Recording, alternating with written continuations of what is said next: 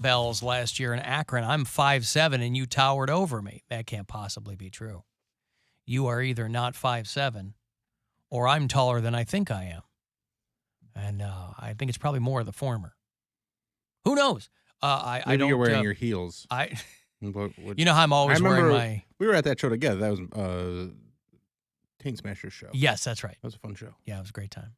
And Annabelle's is awesome. It's a great place. I don't ever get to Akron, but, I mean, that place is great. That's my kind of place. Hey, Dave, what's going on? Hey, how you doing? Good. Can you hear me? I can.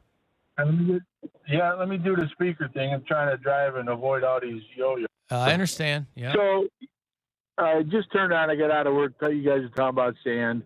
And I kind of mess with it a little bit in my business. But anyway, so sands are not all alike, right? Different parts of the world, beach sand versus desert sand versus whatever. And, you know, they make a lot of different things and a lot of different uses. You know, your play sand is like silica, which is a real fine.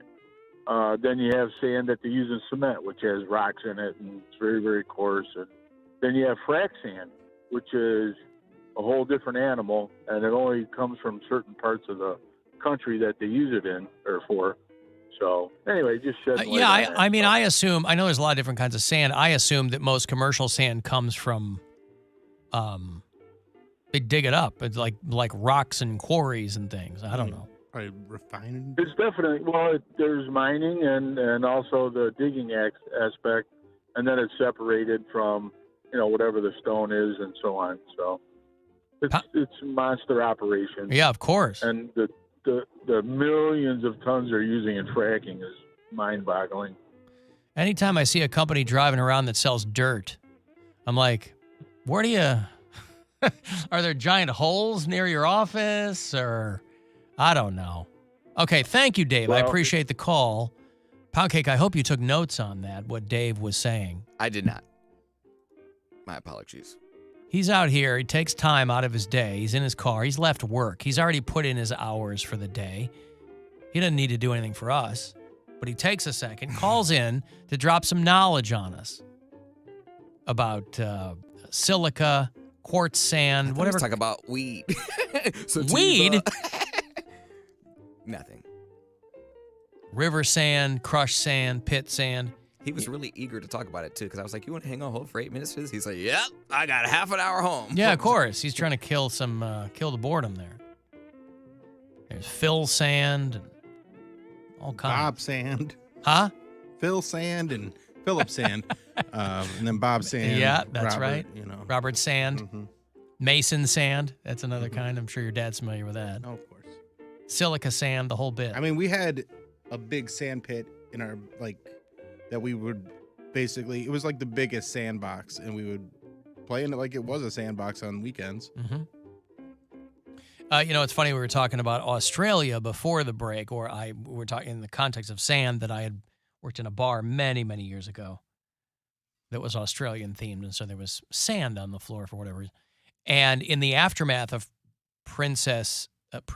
Queen Elizabeth dying, and now King Charles King Charles in charge over there in the U.S., because she was queen for so long, 57 years, because she was queen for so long, a lot of these countries that want to do something differently didn't have an opportunity to do it.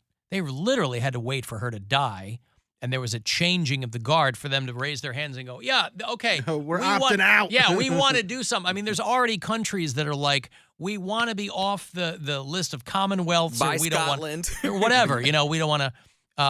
Australia doesn't want Charles on their money. They still have the British royals on their money, and they don't want King Charles on their money. You got to fight for it like we did. You can't just be... You just send them a letter, be like, hey, no more. No, yeah. You got to... Hello? Fight them. And so they're polling Australians on who they would like prominent Australians to be on, and most of them have come to the conclusion that they want Steve Irwin on their money. Love it. All Australian banknotes from 1913 because we were talking about this the other day. All the money that has the royals on it is changing over from Queen Elizabeth to be on the coins to King Charles to be on the coins. So obviously, a lot of this old money is going to be in circulation for a long, long time. But the new money is going to have King Charles. But Australia's like, let's get Steve Irwin's face on the money. I like that idea. What pop culture icons would we have in America if we were to go in that direction? On the money? Yeah, if we Whitney were to. Houston. I mean, she did use it. She rolled up a lot. I know She You rolled gotta up set it a up, lot man. of coins for. No, she sang the national anthem at the Super Bowl. That makes her a. A lot of people have done that. She That did doesn't it make the her an best. icon. So did Roseanne Barr. Not at the Put Super her- Bowl. well, that was a but, baseball yeah. game, but Should we Um, put her on the money? I mean, you got to go with those people. That list of people that Betty White. Do Betty White? Michael put Betty Jackson would White. be on one. No, He you couldn't can't be do- on the money. He's a kid diddler. Yeah, you're not doing Michael Jackson. You're doing Prince. Come on. Yes, Prince on the money. Oh. Hey, man, you got a Prince 5 on you? I still got a Abe Lincoln. I can't wait till like the Obama bill. That would be cool. Yeah, that would be great. But they Oh can't man, even you manage. imagine the people they- would freak out. Of course, they can't even manage to get the Harriet Tubman thing taken care of, and they No. passed that like 6 years ago. They're Yeah. like, yeah, let's throw him a bone there. You'll never see Harriet Tubman on a never. paper bill. Because people would feel too bad spending it for bad things. Like black people would be like in the strip club, like Spending it for putting Harriet Tubman in somebody's thong. throw some tubs on it. Like, they would make songs about it. They can't do that. Yeah. I got tubs on it. Exactly. Yeah. You can't be buying crack with a tub. Toss me some tubs, bruh. I'm gonna get you the best. That is Some of just that so Underground degrading. Railroad. The powers that be know exactly what they're doing because they're Yep. trying to police us without policing us. That's right. Some tubs. On it. Throw some tubs on that bitch. It's all about the tubs. Yeah.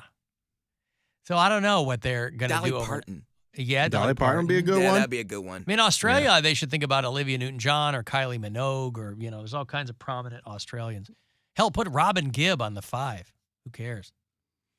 Yeah, I don't know who you'd put. I mean, Betty White's great because that's somebody who's like universally Well, loved. yeah, that's what I'm saying. Like it's it's hard gotta to be, find somebody that, That's the like a Dolly Parton. I think you could probably. I mean, I don't know. Go- I don't go- know in modern pop culture who would be more any more controversial than the guys we have on the money now who are all slave owners. Right. So listen, if that's your baseline, I don't think it matters who you put on the money. Could we do a Howard Stern 10? Yes. Howard Stern on the 10. Prince. George Carlin. I like Prince. Yeah, I don't know. We do like a series like George Carlin Like they do and with Richard stamps. Pryor. Yeah. Yeah. That way you can get both of them represented. Yeah, like stamps. It'd be fun. So the Australians are taking their opportunity, and as all these other countries are that are kind of under the thumb of the royals, to go, yeah, we want to do some different things here. Yesterday morning, I'll usually check with Poundcake on the days that he does his sports break. If there's something I want to talk about, I don't want to step on his sports break, so I'll say, hey, are you going to talk about this? And he'll either say yes or no. Mm-hmm. So yesterday I texted him, I go, are you going to talk about the chess guy with the anal beads? And I said, what? How you get to tea before I do? I don't even know how this sounds like How did something. this work? Yeah, I was. It sounds like something somebody started online, but it's become a story. There's a 19-year-old kid who beat a world chess master. I don't know anything about chess. A guy named Hans Niemann is 19 years old, and they said he shocked the chess world when he beat Magnus Carlsen. Now, I don't know anything about chess, but I know the name Magnus Carlsen. That guy's like a big deal if you're a chess nerd. But this 19-year-old kid comes, and so it sounds like sour grapes to me, but the rumor got started that the kid beat him by putting wireless anal beads in, and a friend somewhere else would signal him with vibrations to tell him what do. moves to make. That's commitment. I don't even think I would get mad at somebody that's cheating if they're going that far. Like if that were the Houston Astros, if they were using anal beads instead of trash cans and I like that a little lot buzzers, better. I'd be like, all right. I mean, they're at least that committed. Yeah. Speculation has grown online. Hans Niemann he's born in San Francisco, and they said he's a relative newcomer to high-level chess. Mm. And they think, or the rumor is that he put wireless vibrating anal beads before his match against the world's #1 grandmaster, who's this Magnus Carlsen guy. You don't be putting things in there that are wireless, though, because how you get them back out? And they poop them out. Do you, though? I saw Chew. It took a while before he actually was able to relieve himself. Chess fans speculate that an accomplice watching the match in St. Louis used a chess program to determine the perfect move and then sent encoded instructions. But how would you relay that through vibrations? What you learn your football plays or what? Well, chess, Morse code? Yeah, basically But there are so many moves in chess. How would you determine? But you're just telling him what piece, which that they have a corresponding number, and then the place on the board has like a number and a number and a letter, right? So you just whatever that proper, whatever Morse code or whatever system they work out, you just buzz it that many times. He's got to pay close attention to that, so he knows that like rook to a5 or whatever to make that next move. Yeah, well, they see the kid has already got one strike against him because when he was 12, 7 years ago, I guess he admitted to cheating during an online game. That his friend had an iPad that had a chess engine program in it. But basically, people are coming, they go, it has to be something because it's almost impossible that this kid could come in and beat the world's #1 player. But how they arrived at anal beads. Yeah, right. And also, I don't know. You're getting to that point now where are you going to have to start getting like a cavity search if you're playing chess? It's like, all right, let's play some chess. And they do the old rubber glove. Yep. Jesus, more Bridget Fonda pictures. You simply can't believe what you're seeing with Bridget Fonda. We talked about this a few months ago when a paparazzi caught her. And, a lot of clickbait celebrity pictures would be like, Leonardo DiCaprio's unrecognizable in this wig. And you're like, no, it's still him. I can't believe a paparazzi knew this was Bridget Fonda. Unless Danny Elfman was getting out of the car.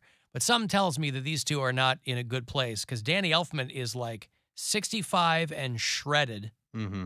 And Bridget Fonda is very much not. She quit acting 20 years ago, I think to raise their kids maybe. And this past January was the first time anybody saw her in like 12 years. And she is big. She's gray hair. She looks like looks like your friend's aunt who's coming over to scream at you about how she hates Joe Biden. It's wild. Wild, wild, wild. But anybody could live. But imagine if this wasn't her. Like, imagine if it's somebody who looks like, yes, that a paparazzi guy's distributing these photos and goes, look at Bridget Fonda. But it just happens to be a woman who looks like if Bridget Fonda got fat. But I don't know, man. That is retiring from acting. It's a commitment. I appreciate it. Yeah. Appreciate the commitment. You're going, I did awful things to my body to try to stay skinny. I mean, even for Hollywood actresses, Bridget Fonda was very thin. I don't remember the last thing I saw her in. I remember Jackie Brown. I feel like Jackie Brown. When De Niro shoots her in the parking lot. I feel like that was the last movie I saw her in, and that was a long time ago. Oh, that's such a great movie. Jackie Brown's great. Max Cherry. So, yeah, she's 58 years old now, and Jackie Brown was 1997. That's so rude. What is?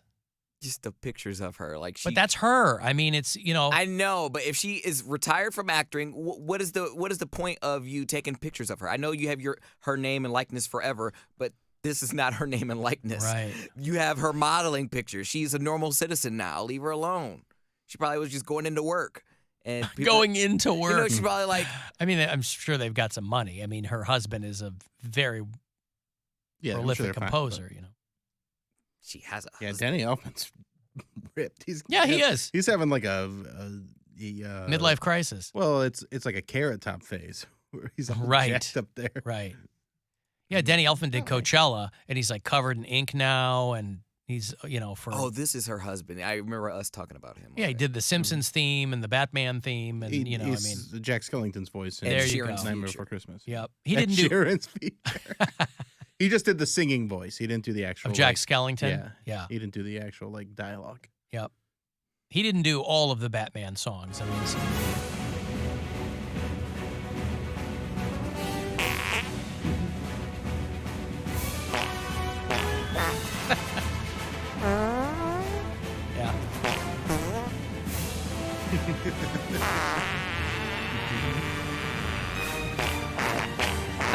So stupid.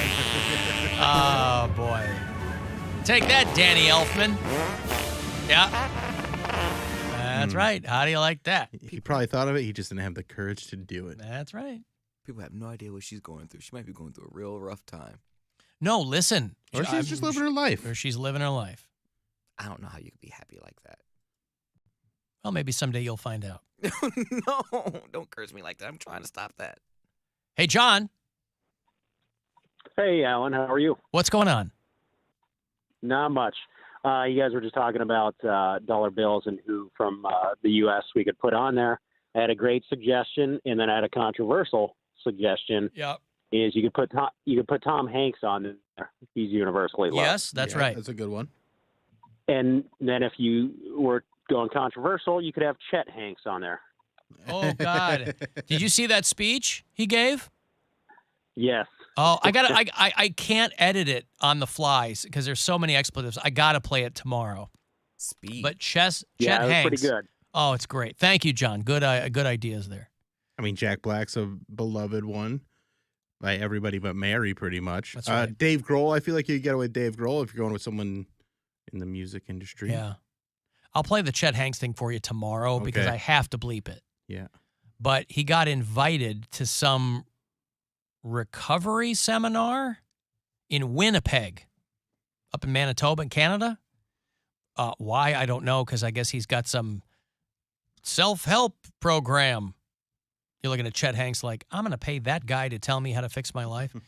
And he gets up there. It's a family event. Ain't nobody gonna tell me how to live except Chet Hanks. That's right. Nobody gonna tell me how to Hanks. Ain't nobody gonna tell me how to live. As they're auctioning off, speaking of Tom Hanks, they're auctioning off a Wilson replica that he autographed for the Greater Cleveland Film Commission. You know, he has a lot of history here. His early days on the stage here in Cleveland. And so anytime something like this comes up, he's usually pretty game for it.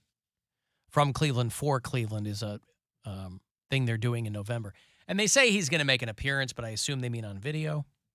Maybe not. Maybe he'll fly in and be there. I don't know. But we mentioned earlier in the week how Tom Hanks does not look good. Something's going on with him. He has what we call in the business a reverse Bridget Fonda. And a lot of speculation that he is not well because he looks very thin. And Nick Offerman, by the way, playing his character in there's a League of Our Own series on Amazon Prime with like Abby Jacobson and some other people you recognize. But Nick Offerman, who shows up in a lot of weird things. Nick Offerman's in that resort show that we watched. I just finished that. Did you like it? It ends very strangely. I did not like the ending. I was really mad about the ending. Me and my girlfriend finished it, and I was like, I kind of hated that ending. And she's like, me too. I know. Yeah. Because you thought they were going to steer out of it at the last minute, and they went right into it. And you're like, I don't know about that. But he was in that. It was still an entertaining Yeah. show. It's only 8 episodes. They're like half an hour. So I had a good time watching it. I Yeah. just didn't love the ending. It's hard to end a show. Yeah.